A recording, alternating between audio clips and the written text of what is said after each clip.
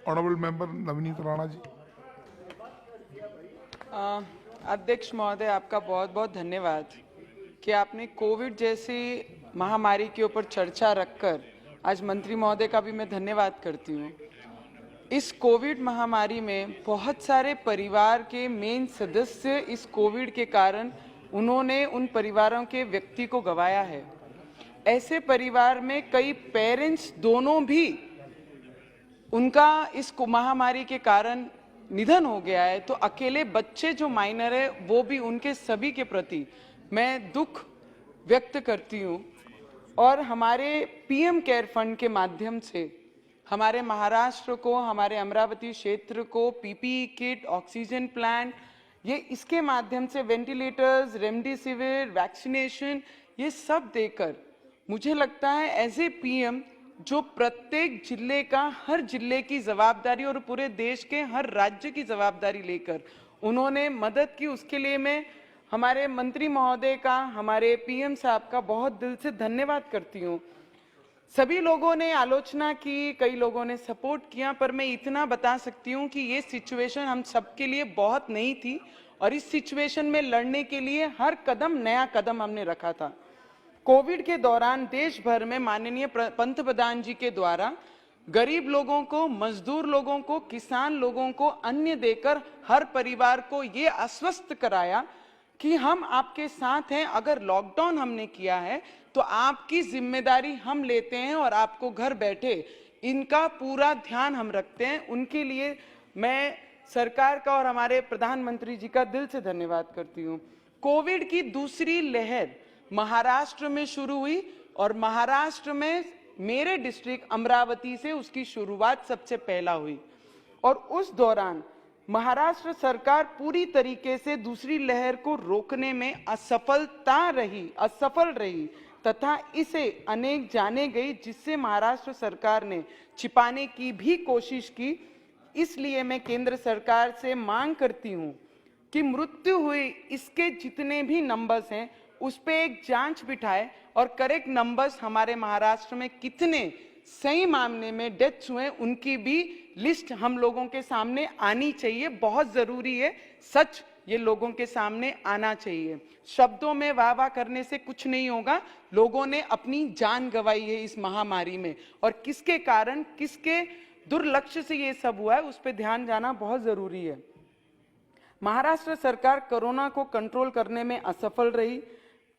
माना गया कि महाराष्ट्र सरकार से बात करने की, बहुत संपर्क करने की कोशिश उस वक्त हमने की और जिसके कोई रिस्पांस महाराष्ट्र सरकार से कभी हमें नहीं आया, उसका बहुत बड़ा दुख हम लोगों का है।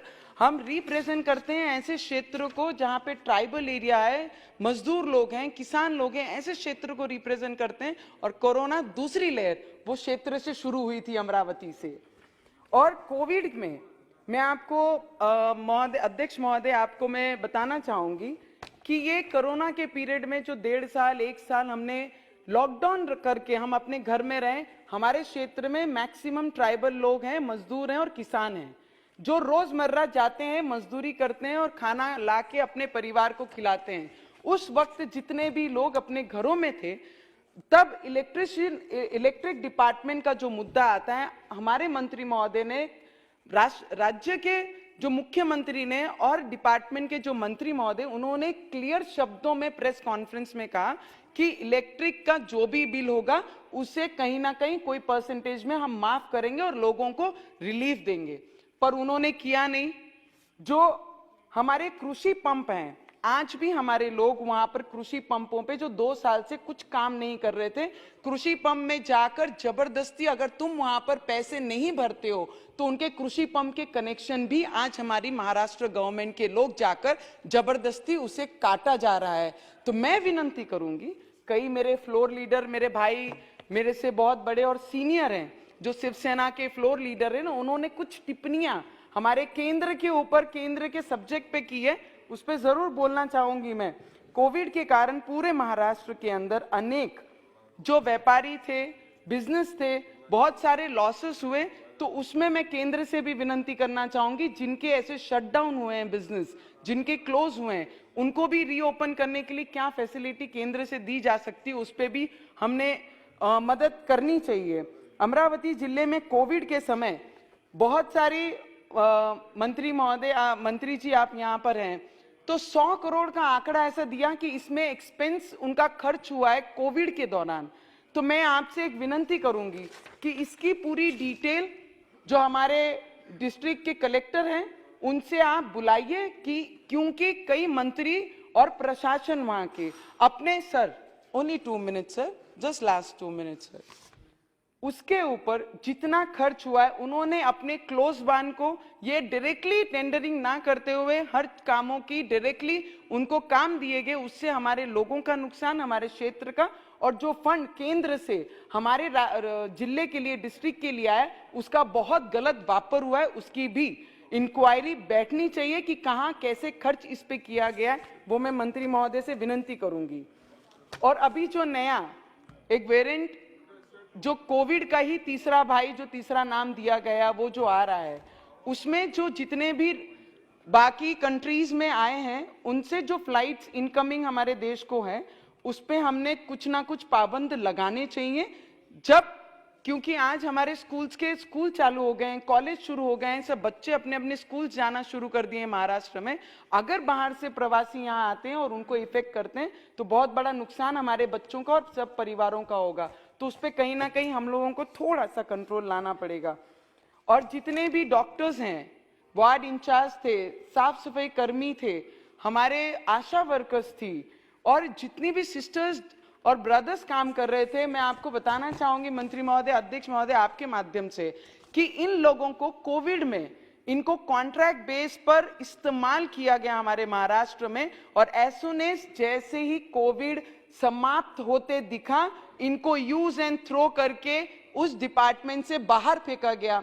तो मैं आपके माध्यम से विनती करूंगी, अध्यक्ष महोदय, last 1 line, only last lines, last 1 minute, तो उनको उठा के फेंका गया। तो उसके लिए आपसे मैं विनती करूंगी कि उन्हें परमानेंट करके उन्हें आगे स्ट्रांग की, क्योंकि अपनी जान पर खेल के इन लोगों ने हमारी मदद की है, हमारे देश को सेवा दी है अपनी जान पर खेल के, और इन लोगों को यूज एंड थ्रो करके हम नहीं फेंक सकते। उस पर हमने बोलना चाहिए।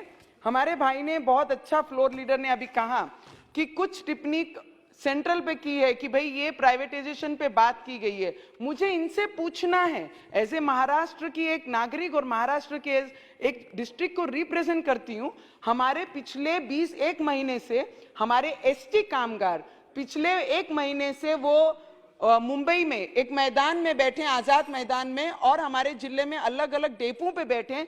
ये पूरे देश भर के प्राइवेटाइजेशन के बारे में बात कर रहे हैं।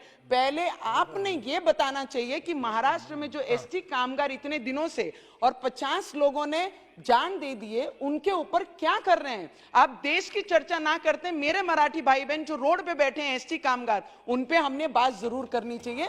ये मैं आपसे विनती करूंगी। Yes. Sir, last Honorable line. Member Rampreet Mandal. Last line. Sit down.